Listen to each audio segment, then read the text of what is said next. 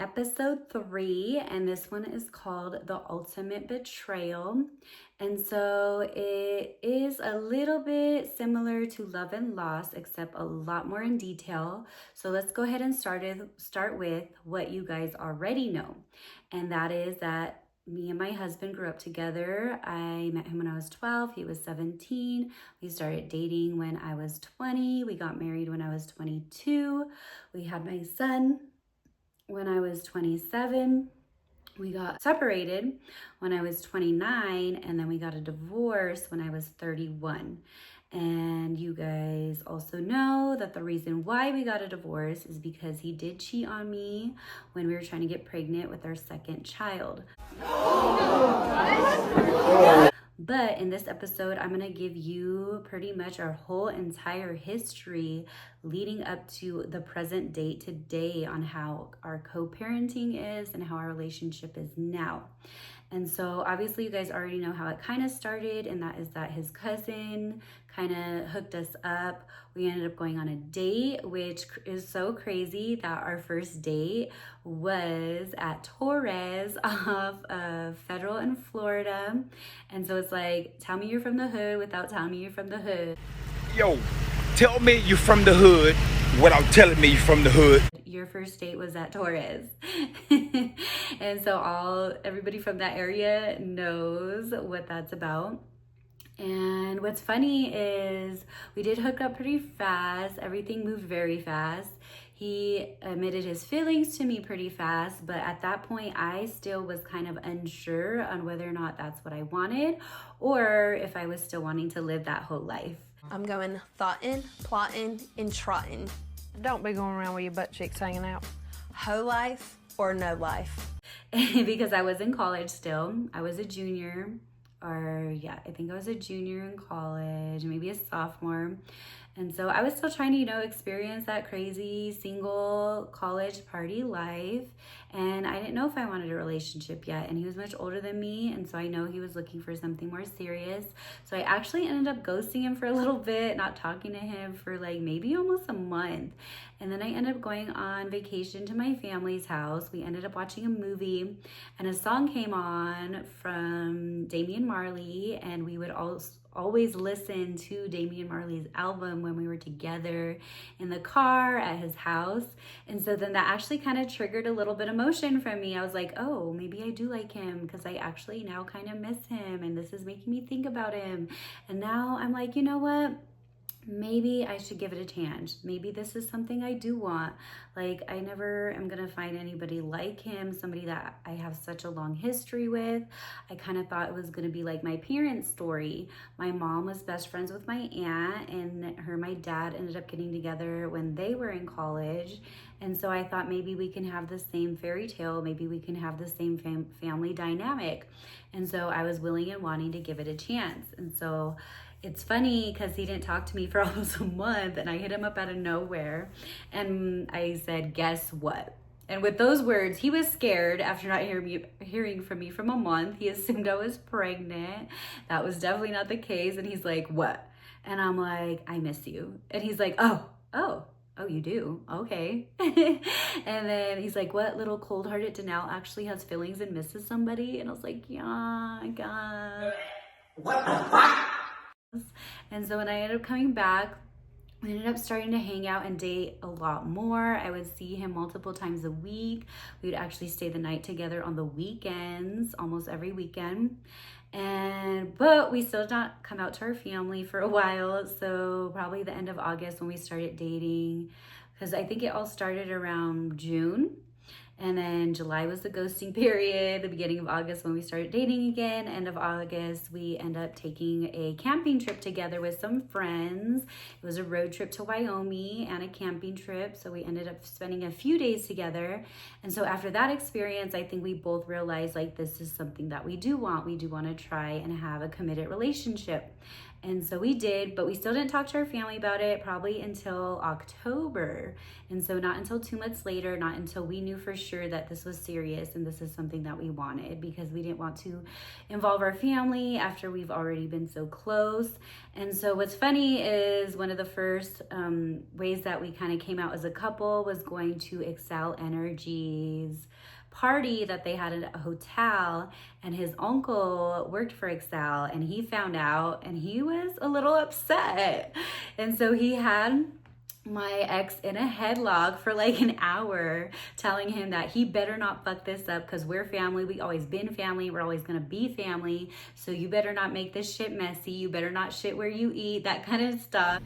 Okay. Just don't fuck up and we'll be good. Obviously didn't listen, but you know, that happened. He was afraid when I told my dad. He really thought he was like gonna go drive to Denver and like beat his ass or something. He's dangerous. He's got that motorbike gang that he's part of, and he wears a jacket. But they were okay with it. They were a little questionable, like, oh, is that the one with the kid? How old is he? Because everybody thought he was a lot older and everybody thought I was a lot younger. So they thought the age difference was a lot worse. They thought it was more than just 6 years. They thought it was like almost 10. And so that's the only reason they were concerned. Once they found out that, you know, I was of age, everything was legal, everything was okay, then they were more accepting of it. They were actually, you know, loved it because it was just like we were always like family. Now it's like making it more official. And so everybody was accepting of our relationship. And then probably 7 months in, probably in March, after we had told everybody in October, we ended up moving in together. And it was good. I thought this is a person that I could spend the rest of my life with. But that is when the first red flag came about. And that was that he ended up, because he was responsible for our rent. I paid the smaller bills, like our phone bills and insurance and that kind of stuff. And no, he didn't even tell me. I had to get a call from our leasing office asking, when are we going to pay rent? It's past due and we're going to get penalized or even evicted if we didn't come up with the money. And so I was livid. I was upset. I had to take matters into my own hands. I took out a payday loan because I made good money to make up for him not paying rent. And so that I should have known just from that, that this was not a responsible adult that I can establish a stable life with and have a future with. But I gave him the benefit of the doubt, and I didn't want to believe that that was actually a problem and that it was going to happen more than once. I thought it was going to be an only one-time mistake. And so a year into our relationship, we ended up getting engaged. And it's funny, like it wasn't very extravagant. You know, now I'm bougie. Now I expect so much more. Now my standards are so much higher. But I was young, you know, we were young. I didn't expect too much. We were already living on our own, you know, so I didn't think it would be this expensive, extravagant thing.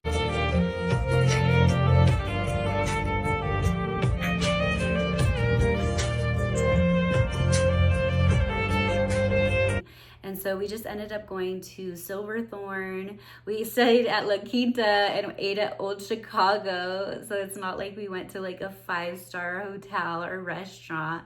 Now, obviously, I'm older. I expect that, right? But I was only a baby. I was 21 when we got engaged because we were engaged for a year before we got married. So I was like barely 21. And we went on a walk around like where the outlets are. We found like this really nice little, I don't know if it was a river or a creek, but it had a bridge and like some nice lights. And so he ended up proposing to me there. But honestly, I kind of was expecting it since it was our 1-year anniversary and things were moving really fast. Like I was hoping he would that weekend. And honestly, my plan was if he didn't, I was going to break up with him. And so I was almost kind of like live off of bride war. Liv, will you marry me? Are you proposing? Really? Honey, it's so out of nowhere. Liv, shut up. Yes or no? Yes. Yes. Yes. It's like, you're doing this or we're not. Like, so I didn't force him to propose, but he kind of knew that I am the kind of person that I do not date to pass time. I date for a purpose and I date to marry. And if you're not going to be that person, then we just shouldn't do this at all. And I'm dating to marry. Fellas, continue to shoot your shot, but make sure it's with intention. And make sure you come correct. And so he took that very seriously, and he put that ring on my finger.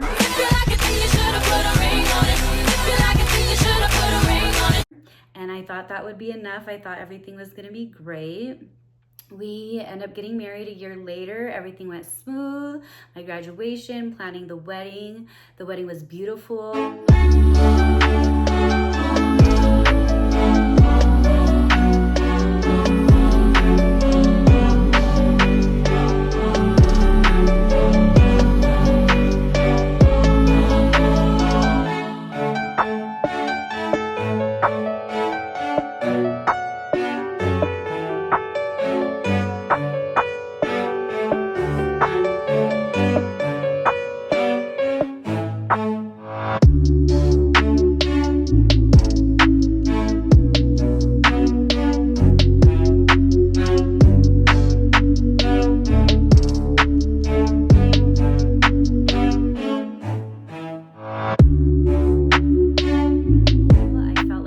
A team effort. I didn't do it all by myself. He did help me with a lot of things, and it was a beautiful, extravagant event. It wasn't like anything, you know, nowadays, like I told you, I'm glad we didn't have to live up to the TikTok, Pinterest era, that we kind of got to do everything our own ways with our own ideas. And we had so much help from all of our family and friends.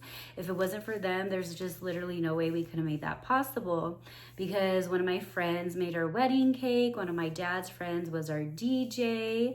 We got catering for a very decent price from Al Harim. They were able to do setup and cleanup for us. We ended up just buying a lot of alcohol to have an open bar, and that was from Ruben's boss, so we didn't have to pay for that. And then I think Ruben ended up paying for the limo, so it was very 50-50. Like, it was a team effort, and we did it well. And I thought we made great partners. I thought we had the perfect relationship. I thought I was marrying my best friend. I thought I was living the dream. I thought I was getting my fairy tale, my white picket fence.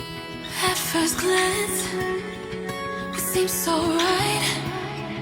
Deep inside you're broken, feels like nothing's here. Through your words unspoken. But as you guys know, that was definitely not the case. And I did have to learn a very hard lesson at a very young age, but I do not regret anything, because I got to do many things and live the kind of life that not a lot of young 20-year-olds did. He taught me how to be a mother at a very young age. His son was probably only like 7 or 8 when we started dating. And obviously physically capable of taking care of himself, but I still had to, you know, step up when I had to. And so he taught me how to be an adult, pretty much, you know, even though he was very responsible financially.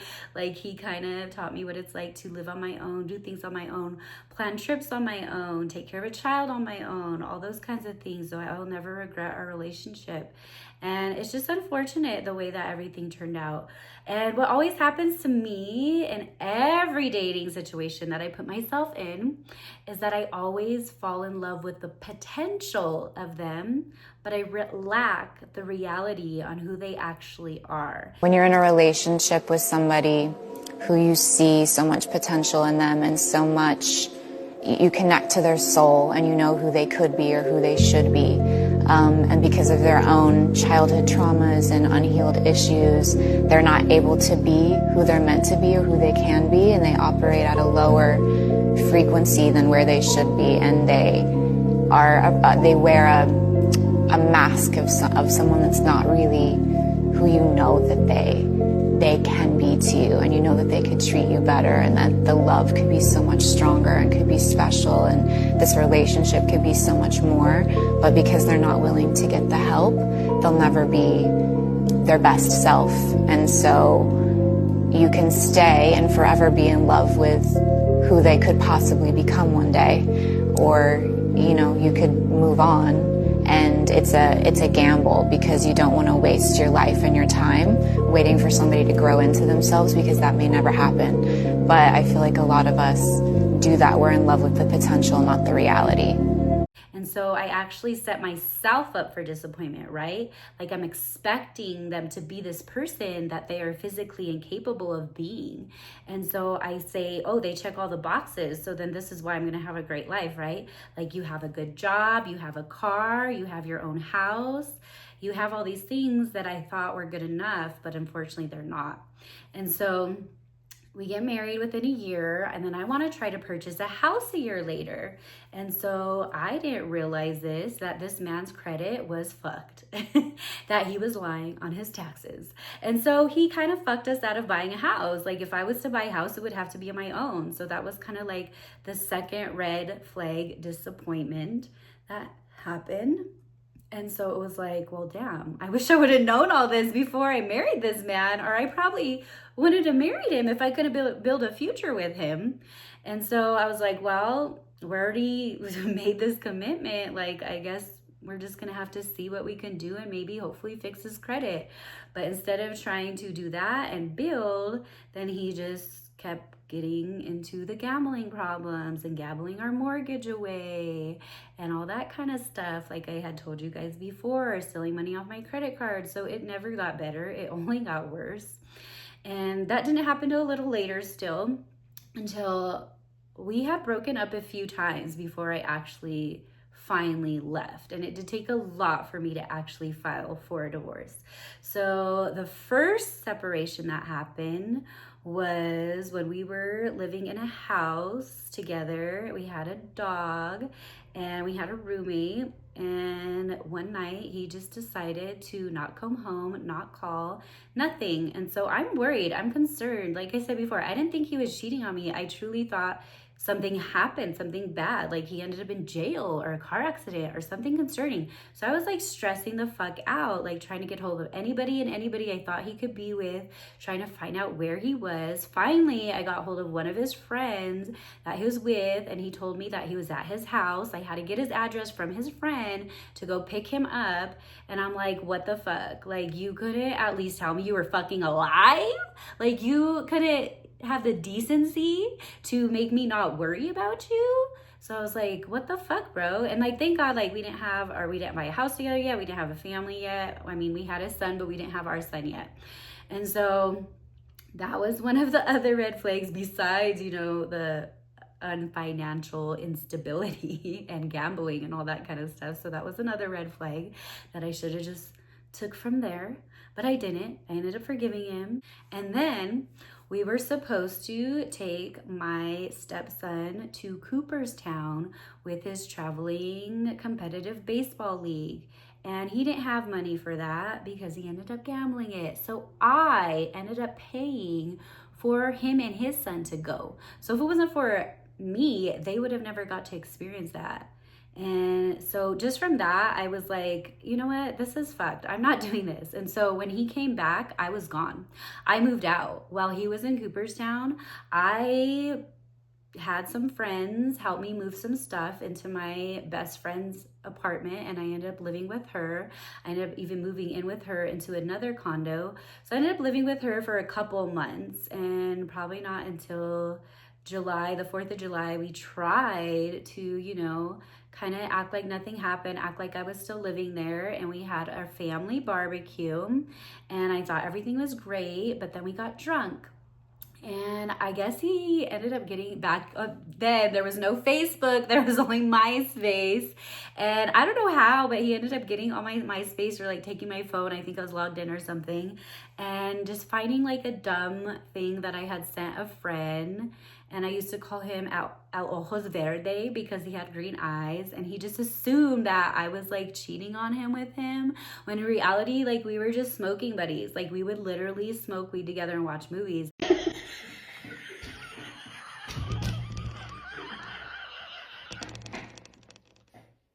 And we never even touched. Like we didn't even hug, hold hands, kiss, or nothing. But for some reason, he assumed like I was cheating on him. He stirred up this whole thing. We ended up getting a fight.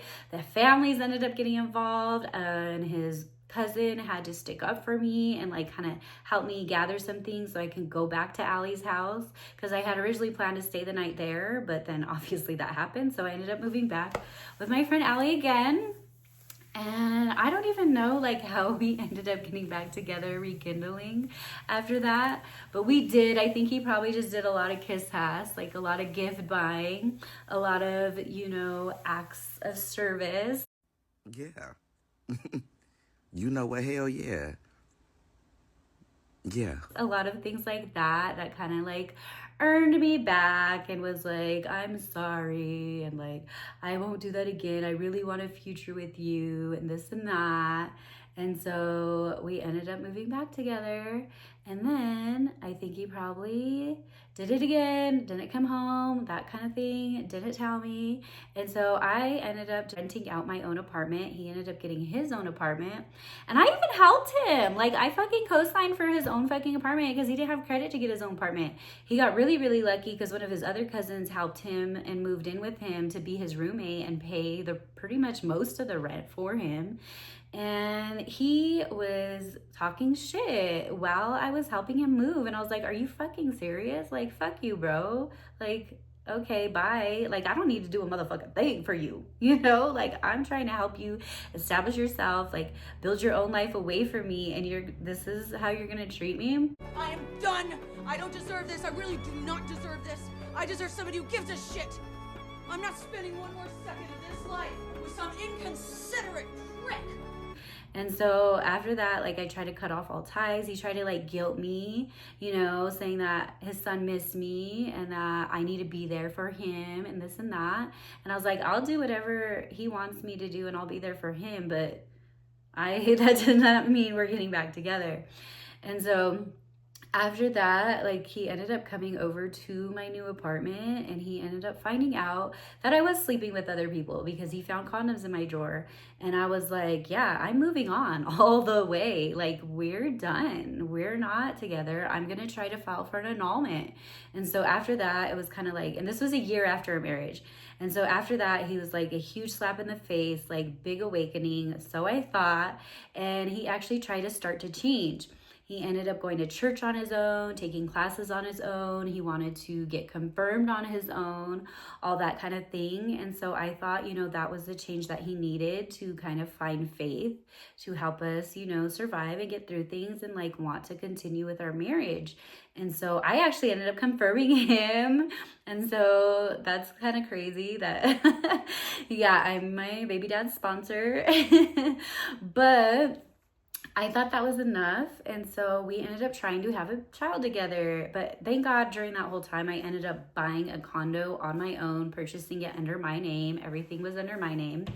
And so we ended up getting pregnant six months later. And I thought we were doing great. Like 2 years into it, I thought everything was great, that we were going to start to even build our family and have another baby.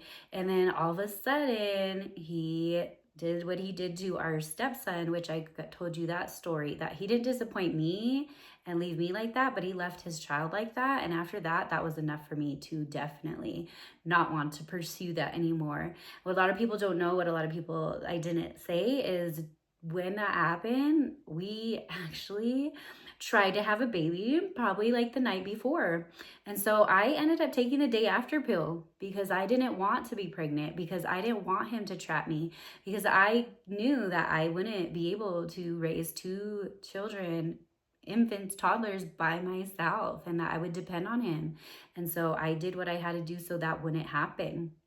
And I know what's super fucked up is he really truly thought by giving me 2 children that he was going to trap me and that I would never get to leave him. So little did I know that I thought all his intentions were pure, that I thought he wanted the same things that I did, when in reality, like, he just wanted to trap me. And so I definitely had to learn that the hard way. And honestly, I think why it was the ultimate betrayal and it just a huge slap in the face, stab in the back. Yo, I find it weird how you could be there for somebody, treat them right, respect them, do whatever they say, bro, and they still turn around and stab you in your back like you ain't mean nothing to them, you ain't do the things you did for them. That should be corny, bro. Like, I really didn't have to do the things I did, but I did it out of love. Like, it should be whack, bro. is because I truly, genuinely believe that he wanted the same things that I wanted, that we were doing good.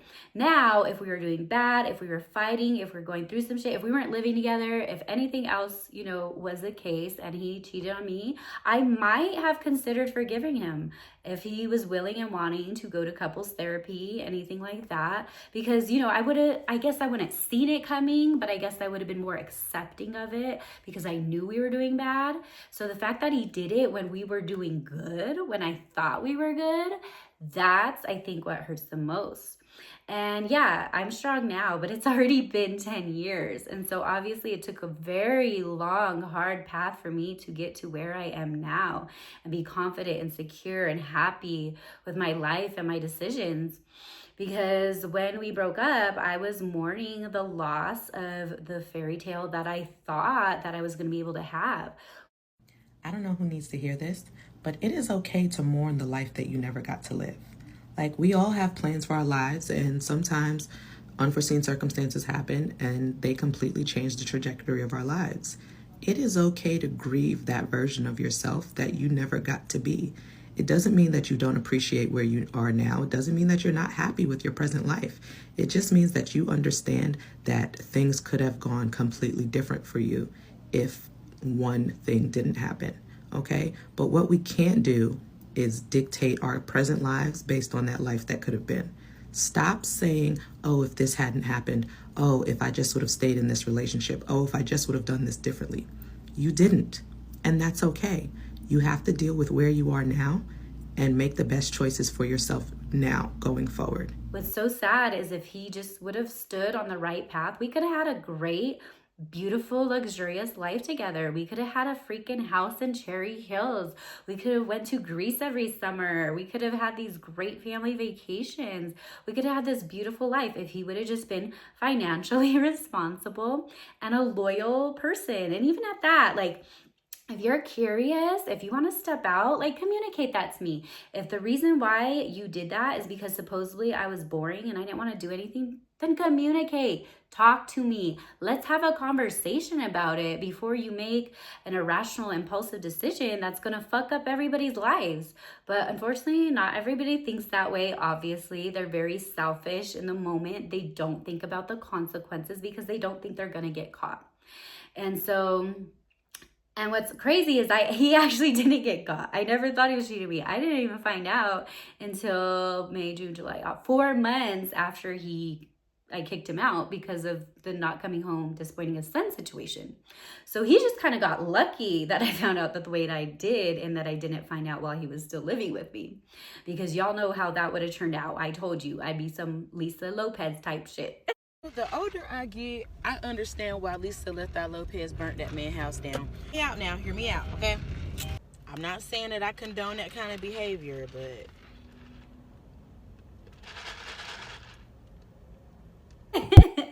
But at that point, I was like, you know what? This is just another step that I need to take. This is just something else that I need to keep moving forward. And even after we separated, even after I found out he cheated, even after everything, I decided that I really didn't want a divorce because it's just easier, cheaper to stay married until one of us got into a serious relationship. And I still wanted to kind of have a family with him, like not be together, but still do family things together. And we did that for a little while until I guess the person that he was dating found out and didn't like that. And so I guess I respect that, you know, you got to step back. And so if you got to make a choice, right? And so it wasn't really what I wanted or my ideal, obviously. But after that, I was like, okay, well, now we got to take the necessary steps to make this cut and dry and have an actual legal divorce. And we did. And honestly, probably for at least like, I'd say 5 or 7 years. Like I guess it still wasn't real to him. I guess he still kind of had to know that he had some kind of control over me because he still kind of like fuck with me a little bit and like text me some things and call me and leave me messages like, I want you, I need you, I can't live without you, I miss you, I wish things were different. I never took revenge. I never did anything vengeful. And you know what's so crazy is I easily could have, because I think the only loyalty any men have is to their barber and their sports team. Other than that, they ain't loyal to their friends. They ain't loyal to their lady. Shit, they probably ain't even loyal to their motherfucking mama. Like, these men have no loyalty to actual people other than their barber and their sports team. Because as soon as, you know, everything happened with us, guess who was the first motherfuckers in my DMs? Yeah, some of his best friends. Ain't that your friend? Ain't that your friend? I could have easily screenshotted that shit and throw everybody in the motherfucking fire, you know, and ruin everybody's lives and just, you know, be a vengeful bitch. But I didn't. I decided not to. And I decided not to go there with any of them either, because that just, you know, wouldn't sit right with me. And so I do believe in karma to the fullest, because this man probably has one of the worst lives that, not imaginable, because I can imagine so many more worse things that can be or can happen, but he does not have a good life at all. But I don't feel sorry for him. This is the life he chose. This is the path he went on. He could have had the best life, the great life with me, but now I'm having the best and a great life with myself and with my son. And my son, he has been more places than his dad. He's got to experience more beautiful, extravagant vacations and things than his dad ever will, and I love that for him. And I'm proud to say that I did that. I built this life for us. I created everything for us. I established and provided a stable, consistent home for him, and he is thriving, and he's never been better. And I know when we lived in Denver, my poor boy went through so much that he had a lot of behavioral issues, but ever since we kind of got out of that environment and came to a calm, quiet, peaceful place, he's a completely different person, and now he has the stability that he needs.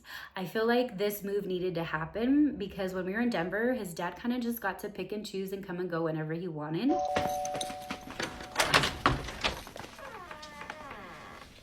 What do you want?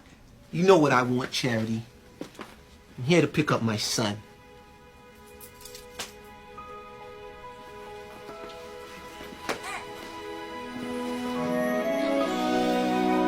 Hey, son. All right, I'm out. I'll be back next week to pick him up again.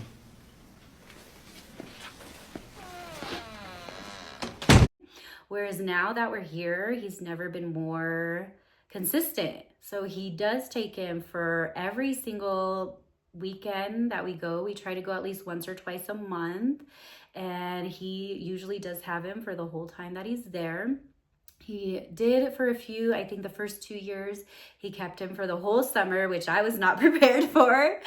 But, you know, I have to share legally. On paper, it was 50-50. I was just very spoiled and used to being the primary parent and not having to share it all. But I told him and my son that I would never keep my son from him. As long as my son wanted him in his life, I would allow him to be in his life. Now, when my son puts his foot down and says, I don't want anything to do with that man, then yeah, I'm going to respect it. But so far, as far as I know, they do have a good relationship still. And I really hope that they continue to. I would never want him to not have his dad in his life. I'm just glad that I feel like we co-parent very well, especially when I hear other horror stories from a lot of my friends that have to deal with shared custody. And just, it's small little things. Like, they are unwilling to compromise at all. Like, they're unwilling to share. They're unwilling to change weekends or, you know, let them have other plans on other days if it's their day. Whereas me and him is like, we're completely compromisable. Yeah, we've had, you know, some of our ups and downs and discrepancies and whatever, but we usually always come to a mutual agreement, and it's usually always falls in the decision of our son. And I think that's the best thing that it should be. I feel like it should be the child's choice when they're of age to make their own choices. And I feel like the parents should be able to agree and accept that and not torture their child and use them, you know, to get it back at the other parent or whatever these people are doing. When a parent withholds a child from another parent, this isn't just co-parenting drama. It's manipulation, and it robs a child of stability. And it poisons their view of love and family, and it plants seeds of confusion, guilt, and then self-blame. Your child is not a weapon or leverage. They should not be a pawn for revenge. And so I love that we have always put our son first and have always, you know, done everything that we had to make sure that he's happy and has had the best life that he has. And unfortunately, obviously, I do wish maybe he did have a better father figure to look up to want to be like.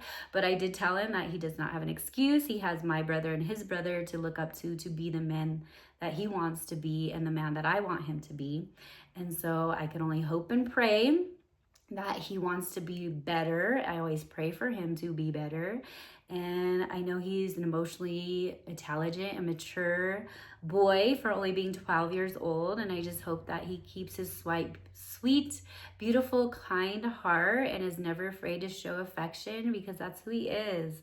And I just pray that nothing changes and nothing ever affects that. Our relationship now is, I think, pretty good, probably the best that it's ever been, because we could actually be at the same place at the same time. We could actually sit down at a restaurant at a dinner table and have a meal together.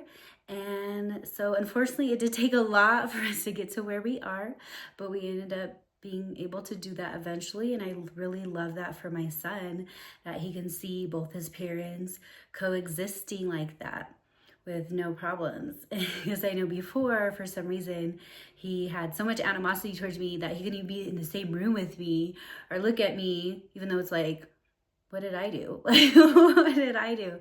And so everybody, the only thing they can think of is that he was so miserable and sad that he hated to see me happy. So that's the only thing that made sense. But we're good now, and hopefully it stays that way, and hopefully we can continue to be that way for both our children, especially since my bonus son, which is his son that I raised since he was like 7 or 8, is getting married next year. And hopefully we can make everything good for them. And for when my son, you know, has graduation and gets married himself. So all we can do is just hope that we can keep moving forward in a positive way. And I think all of us need to go through things to get to where we are. We need to learn how to accept them. It did take a lot of, you know, wet pillows, a lot of screaming and crying in the shower, in the car, whenever I could, alone, whenever nobody was around.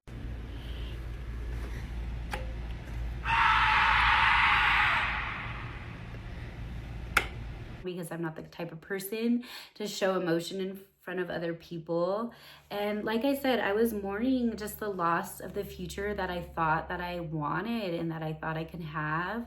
I was mourning the loss of a best friend, because after that, probably like a year or two later, he ended up turning into somebody that I didn't even know. Like, he was just a stranger. And so when people would ask me if I missed him, I'd be like, I miss the person that he used to be, because I don't know who the fuck this man is standing before me. That's a stranger. I don't know him. You've got me on a string. I just have a kid with him. And we're just trying to, you know, co-parent, get through life together. But other than that, I don't know this man. I hate to say it. I hope I don't sound ridiculous. I don't know who this man is. I mean, he could be walking down the street. I wouldn't know a thing. Sorry to this man. And it's really sad, because you can tell, like, he is a changed person. It's like a dark cloud is hovering over him that he can't escape. And I'm just like this sparkling, bright disco ball living my best life.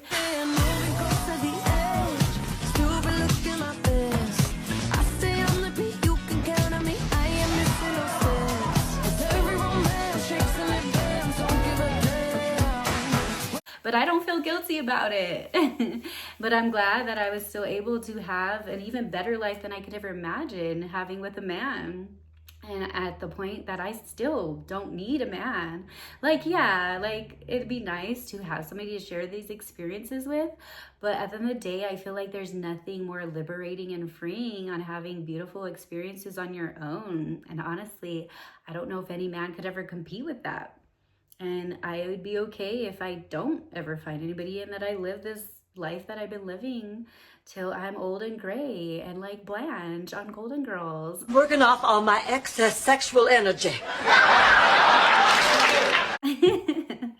But I think just telling my story is easy for me now because so much time has passed. If you try to make me do this like 5 years ago, I would probably cry. I would probably show emotion. When I created my reels, like it was so sweet that my friend Alethea, she was so brokenhearted and it hurt my heart knowing that she felt like that. But like, I was like, don't feel sorry for me, you guys. Like, you know, this is just a part of my life. So what I heard and what I always like to say is that you know that you're fully healed when you can listen to the songs and even sing along with the ones that once made you cry. You are able to look at the pictures that once made you cry without crying, and you're able to tell your story without shedding a tear or getting choked up. And so I'm so glad that I have finally reached that point. And I think it's because, unfortunately, after a while, you just become completely indifferent to it. You literally feel nothing at all. But when I do look back at my pictures, when I was creating my reels, everything, it actually, I don't feel sad. I don't feel disappointed. I actually feel gratitude. I feel gracious that I was actually able to experience love like that, because some people don't ever do. And so, yeah, it sucks that I went through that. Yeah, it sucks that I didn't get the life that I thought that I wanted.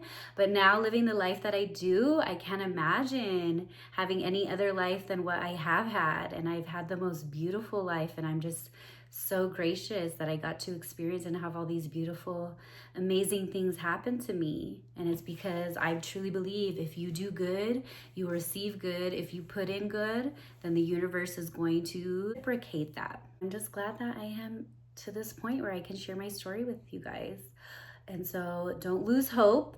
I do believe what they say is true, that the amount of time that you've been with somebody takes at least half the amount of time to fully heal from them.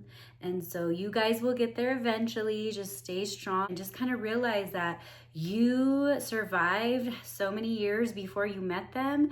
You will survive after they're gone.